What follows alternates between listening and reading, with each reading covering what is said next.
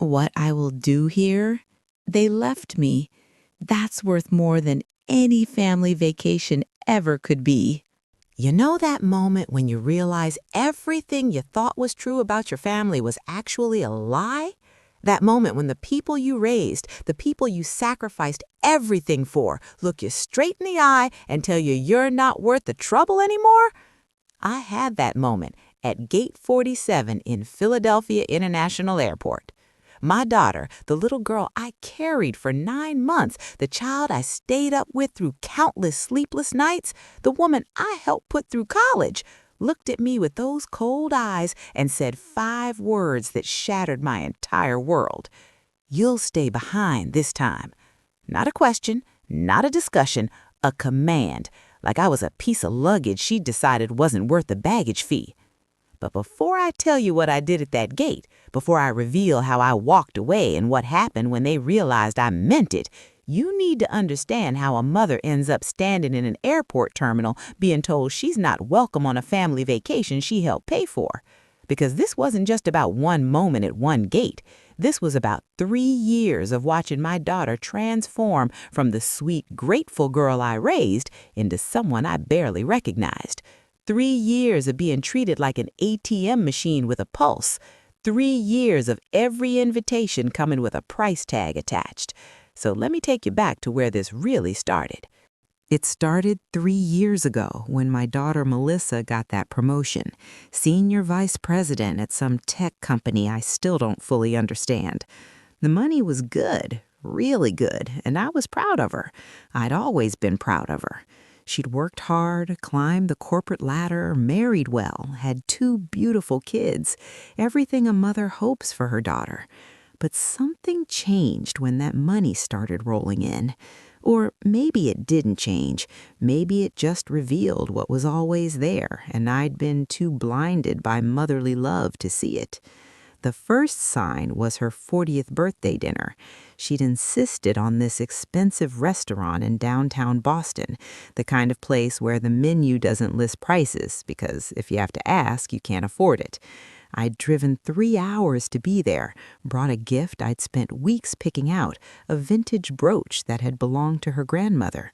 I arrived 15 minutes early because that's what you do when your daughter invites you to celebrate her milestone birthday, except when I got there, I realized something was off. The table was set for 8 people: Melissa, her husband David, their 2 kids, David's parents, and David's sister, and me. Except my seat wasn't with the family. It was at the end, physically at the table, but emotionally miles away. I didn't say anything at first. I told myself I was being sensitive, reading too much into a seating arrangement.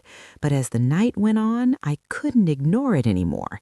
Every conversation seemed to flow around me like I was a rock in a stream. They talked about their vacation to Tuscany, a trip I'd heard about on Facebook. They talked about the kids' private school, which apparently they'd switched without mentioning it to me. They talked about their new summer house in the Berkshires, a house I'd never been invited to see. And every time I tried to join the conversation, to share a memory or ask a question, I'd get these polite but dismissive responses. That's nice, Mom. Oh, we should probably order. It was like being erased in slow motion. When the bill came, Melissa didn't even glance at it. She just slid it across the table to me with this expectant look, not asking, assuming. The bill was $847 for a dinner I'd barely been included in, for a birthday celebration where I'd felt like an afterthought. I paid it. Of course I paid it, because that's what mothers do, right? We swallow our hurt feelings and we pay the bill and we tell ourselves it'll get better. That was 3 years ago, and I'm here to tell you it didn't get better. It got so much worse. After that birthday dinner, the requests started coming. Not often at first, just occasionally. Could I help with the down payment on their new car? Could I contribute to the kids' summer camp fund? Could I pitch in for the kitchen renovation? Each request came with the same script. You know we wouldn't ask if we didn't really need it, Mom. We're just stretched a little thin right now. We'll pay you back, of course. except the payback never came, and the requests kept getting bigger. I was living on a fixed income. My late husband Tom had left me comfortable but not wealthy. I had my Social Security, a modest pension, and the savings we'd accumulated over 40 years of marriage. It was enough for me to live simply, travel a little, help out when genuinely needed. But Melissa and David were making 6 figures each. They lived in a house worth over $1 million. They drove luxury cars. They took European vacations. And yet somehow they always needed money from me. The cognitive dissonance was staggering. I'd see photos on social media of them at expensive restaurants, at Broadway shows, at resort hotels. And then I'd get a text, "Mom, can you help us out? Things are really tight this month." At first, I'd point out the contradiction gently. "Honey, I saw you just went to that spa in Vermont. Are you sure you need help right now?" But that just made her angry. She'd get defensive, accuse me of not supporting her, of being jealous of her success. So I stopped pointing it out. I just wrote the checks. Over 3 years, I gave them almost $60,000. Let me say that again, $60,000 for emergencies that were never quite emergencies, for needs that looked a lot like wants. And every time I wrote a check, I told myself this was what family did. This was how I showed love. This was my purpose as a mother, to help my child even when she was a fully grown adult with more earning power than I'd ever had. But here's what really hurt. It wasn't just the money. It was how the requests were made. There was never warmth in them, never real connection. Melissa would call, and for the first 30 seconds, I'd feel this surge of joy, this hope that maybe she just wanted to talk, to catch up, to tell me about her life. But it was always the same pattern. 15 seconds of, "Hi, Mom, how are you?" not waiting for a real answer, and then straight to the ask. And when I'd say yes, which I always did, there'd be this perfunctory, "Thanks, Mom, you're the best," and then she'd be gone. Sometimes the whole call lasted less than 3 minutes. The relationship with my grandchildren broke my heart the most. Tyler was 8 and Emma was 5, and I loved them with a fierceness that surprised me. I'd been a devoted mother, but grandchildren are different. They're all the joy with less of the stress, all the love without the exhaustion. Or at least that's what I'd heard from other grandmothers, because Melissa made sure I never got to experience that kind of relationship with Tyler and Emma. At first, I thought it was just busy schedules. Modern families are hectic, I understood that, but gradually I realized it was more deliberate than that. I'd ask to babysit and be told they had it covered. I'd invite them over and be told they had plans. I'd suggest taking the kids for a weekend and be given a list of reasons why that wouldn't work. The kids are in sports, they have birthday parties, they need routine, and my personal favorite, they're just at that age where they don't really want to hang out with grandparents, you know. Except I'd see David's parents with Tyler and Emma all the time. On social media, of course. That's where I got most of my information about my own grandchildren's lives. David's mom, Carol, helping Emma bake cookies. David's dad, Frank, teaching Tyler to fish. Family dinners at David's parents' house every Sunday, a tradition I'd never even been invited to join. And when I'd mention it to Melissa, trying to keep the hurt out of my voice, she'd have explanations. "Oh, David's parents just live closer." They lived 20 minutes closer. "They're more available during the week." I was retired. I was available anytime. "The kids are just more comfortable with them." And whose fault was that when I barely got to see them? I missed Emma's first day of kindergarten because nobody told me about it until after. I found out Tyler made the travel soccer team from a Facebook post. When Emma lost her first tooth, I heard about it from my sister who'd seen the photo online. I was a spectator in my grandchildren's lives, watching from the sidelines, occasionally given a brief supervised visit like I was some kind of risk that needed to be managed. The school play was the moment I knew it was intentional. Tyler had the lead role in his third-grade production of Peter Pan. He was playing Peter, and from what I'd heard, he was wonderful in rehearsals. I'd asked Melissa weeks in advance when it was, told her I wanted to be there, even offered to drive up the day before so I wouldn't have to rush. She'd given me the date and time, said of course I should come, it would mean so much to Tyler. I arrived 45 minutes early to get a good seat. I'd brought flowers for Tyler, a card, a small gift. I was so excited to see my grandson perform, to be part of this moment. But when Melissa arrived with David, Emma, and David's entire family, she looked surprised to see me. Not pleased, surprised, and a little annoyed. They all filed past me to sit in the reserved family section at the front, the section I hadn't known existed. I called out to Melissa, asked if I should come sit with them. She barely glanced back. "Oh, those seats are reserved, Mom. You're fine where you are." So I sat in the back row, alone, while my daughter's in-laws sat in the front with the family. I watched my grandson shine on that stage, and I cried. Not because I was proud, though I was, but because I was sitting 70 feet away while strangers had better seats to watch my own grandson perform. After the show, there was a reception.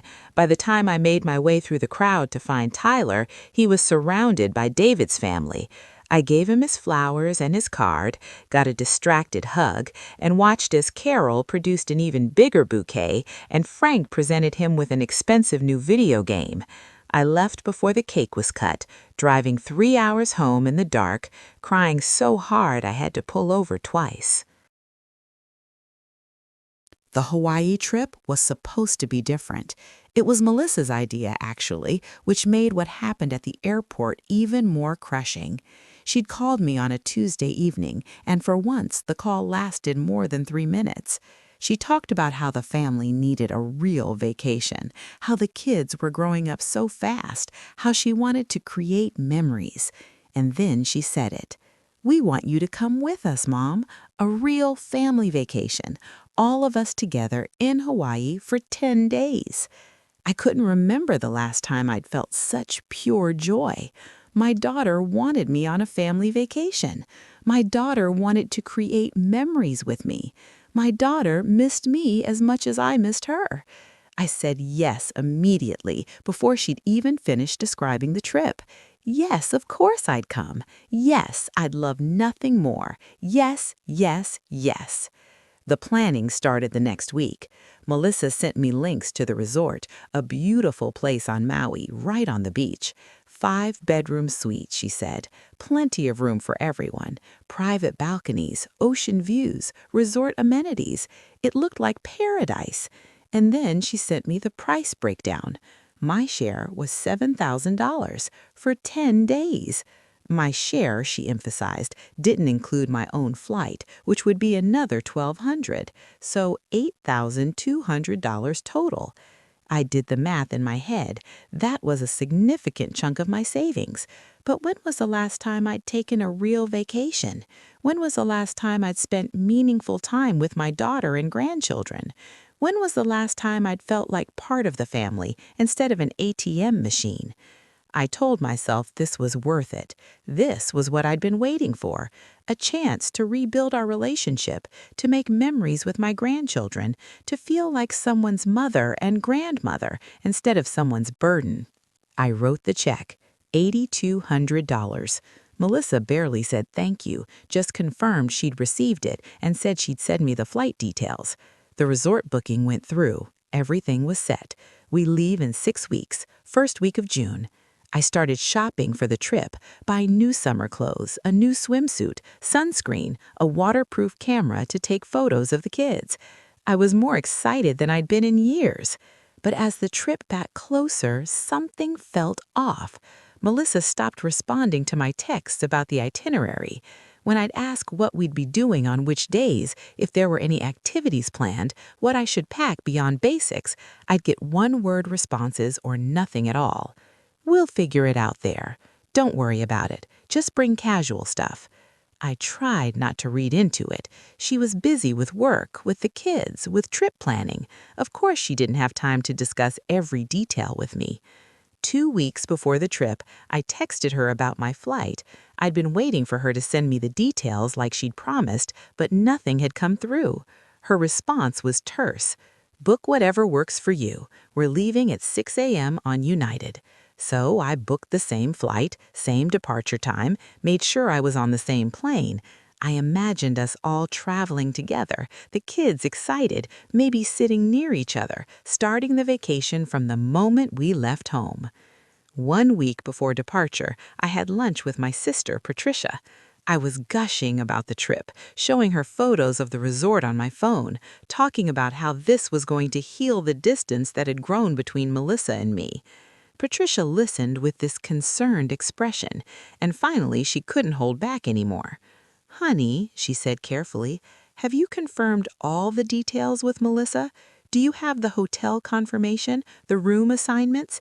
Have you actually talked about what this trip is going to look like?" I brushed off her concern. Of course it was all set. I'd paid my share. I'd booked my flight. Melissa wanted me there. She'd the one to invite me. But Patricia's words planted a seed of doubt. That evening, I called Melissa instead of texting. It rang 4 times before going to voicemail. I left a message asking her to call me back, that I just wanted to confirm a few details about the trip. She texted me back 2 hours later.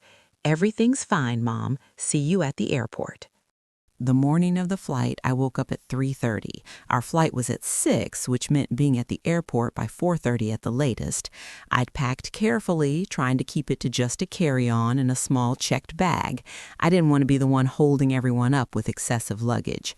I dressed in comfortable travel clothes, made sure I had my ID and boarding pass, and headed to the airport with plenty of time to spare. I arrived at 4:15. The terminal was already busy with early morning travelers. I looked around for Melissa and her family, but didn't see them. I checked my phone, no messages. I made my way to the United counter to check my bag, and that's when I saw them. Melissa, David, Tyler, Emma, and David's parents. All of them, together.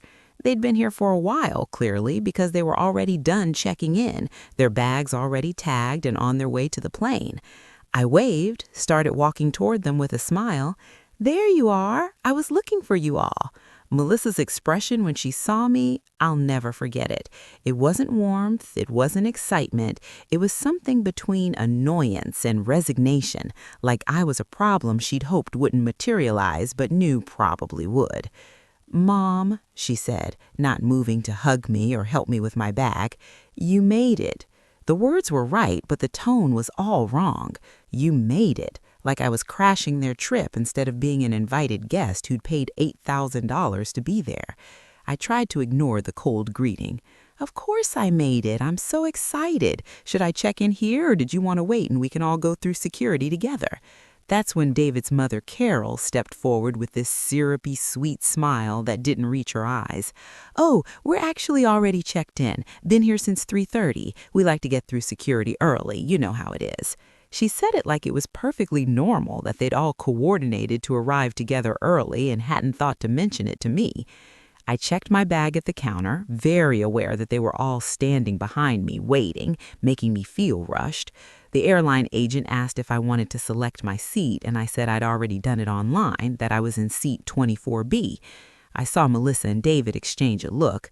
The agent checked something on her computer, and her expression shifted slightly. "Oh," she said carefully, "I see. Well, you're all set then." Something in her tone made my stomach drop, but I didn't know what else to say. We walked toward security together, except it wasn't together. They walked as a unit ahead of me, talking among themselves, the kids excited, Carol and Frank sharing something on Frank's phone, Melissa and David discussing something in low voices. I trailed behind with my small suitcase, trying to catch up, trying to be part of the group. A few times Tyler looked back at me and smiled, and I clung to those smiles like lifelines. Going through security took 20 minutes. By the time I collected my things from the bins and put my shoes back on, they were gone. I looked around the security exit area but didn't see them. I checked my phone, nothing. I started walking toward our gate, gate 47, pulling my bag behind me, scanning every restaurant and shop and seating area for them, and that's when I saw them, at a breakfast restaurant, all 6 of them seated around a table, eating. They'd gotten breakfast without me, without even mentioning it, without waiting. I stood there for a moment watching them through the restaurant window. They looked like a family, a complete family, and I was outside looking in, literally and figuratively. I could have gone in, I could have walked up to the table and asked if I could join them, but something stopped me. Maybe it was pride, maybe it was the growing realization that I wasn't actually wanted on this trip. Maybe it was just exhaustion from trying so hard to be included in my own daughter's life. I went to the gate instead, found a seat, waited. They showed up 45 minutes later, 15 minutes before boarding, all of them laughing about something, the kids sticky with syrup. Melissa finally acknowledged me. "Oh, you're already here. We grabbed breakfast. Sorry, we thought you'd already eaten." I hadn't eaten. My stomach had been in knots since 3:30 in the morning, but I just nodded and said it was fine. That's when the boarding announcement came. We'd like to begin boarding our first-class passengers as well as passengers with children and those needing extra time. Melissa, David, Carol, Frank, and the kids all stood up. They had first-class tickets. Of course they did. I stood up too, gathering my things. Melissa turned to me with that same cold, assessing look I'd seen at check-in. "Mom," she said, and her voice had this edge to it, this finality.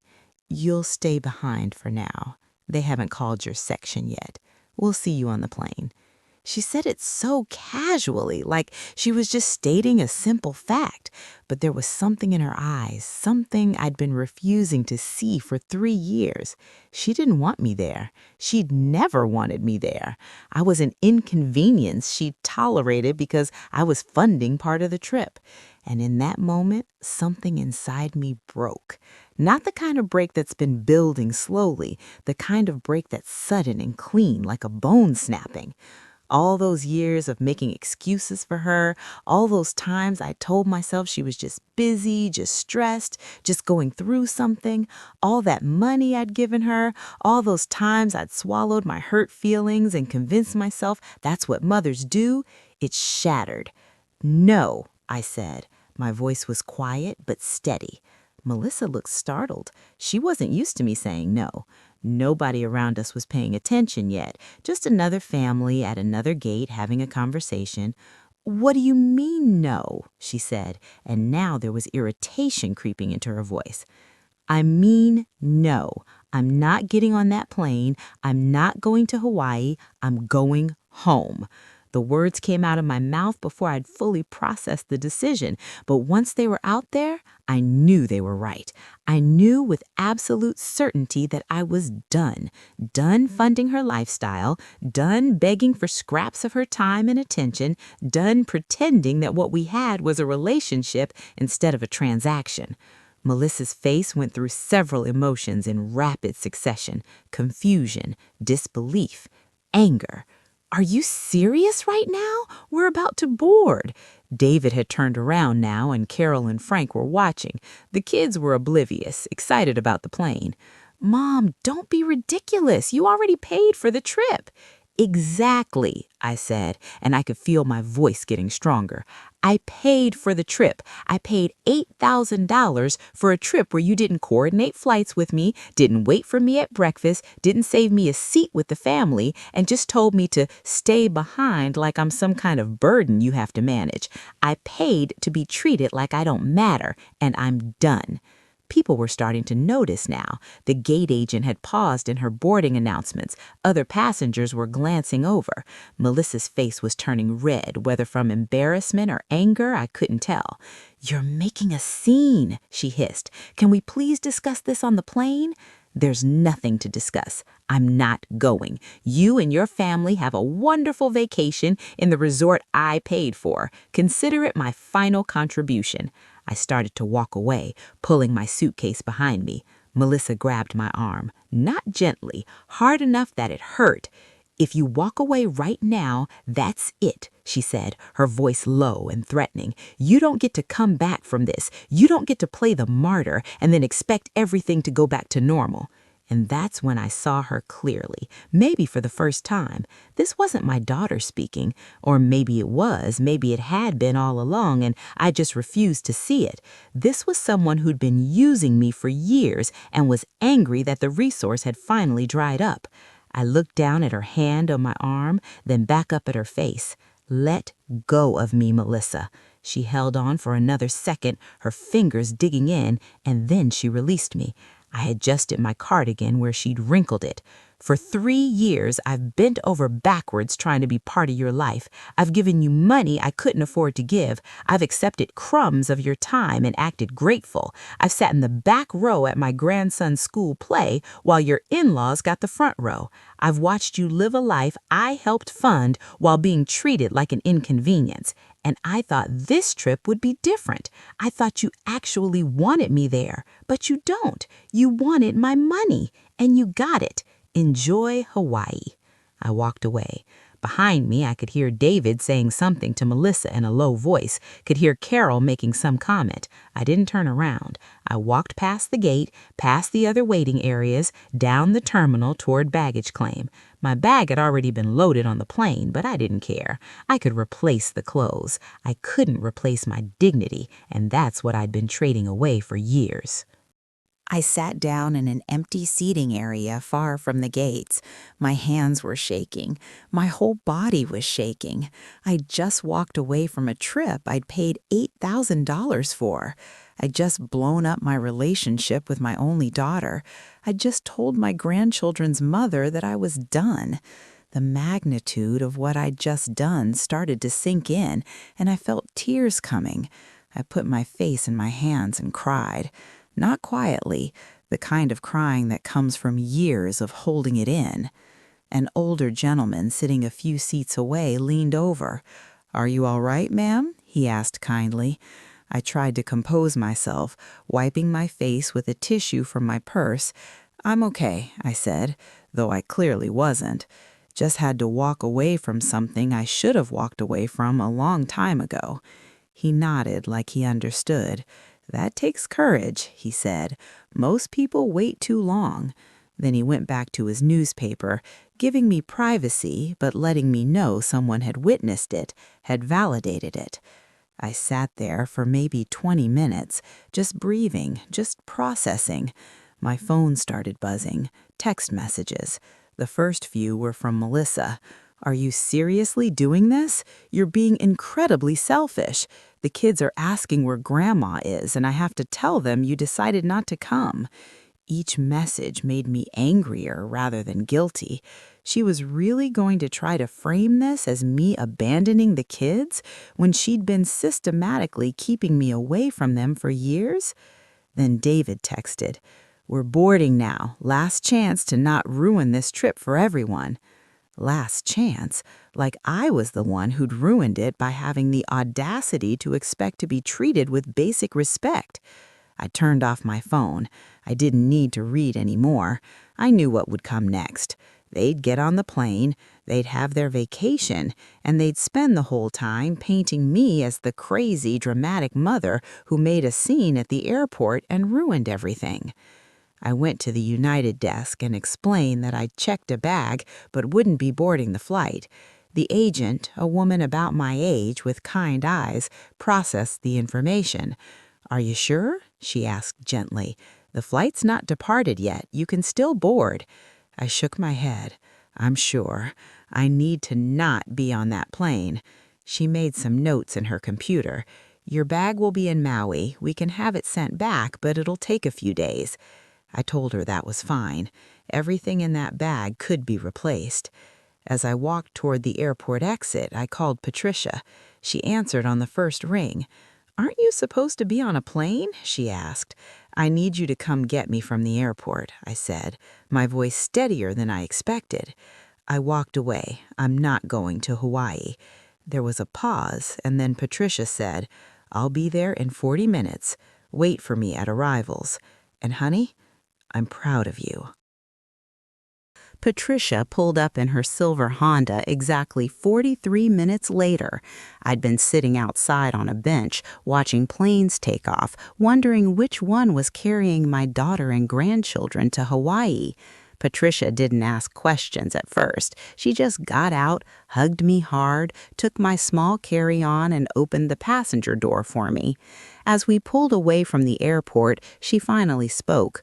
"Tell me what happened." So I did. The whole story spilled out, not just what happened at the gate, but everything. The 3 years of being used, the money, the exclusion from my grandchildren's lives, the birthday dinner, the school play, every small hurt I'd swallowed, the vacation I'd paid for where I'd been treated like an afterthought from the moment I arrived at the airport, and finally, the moment at the gate when something in me had just snapped.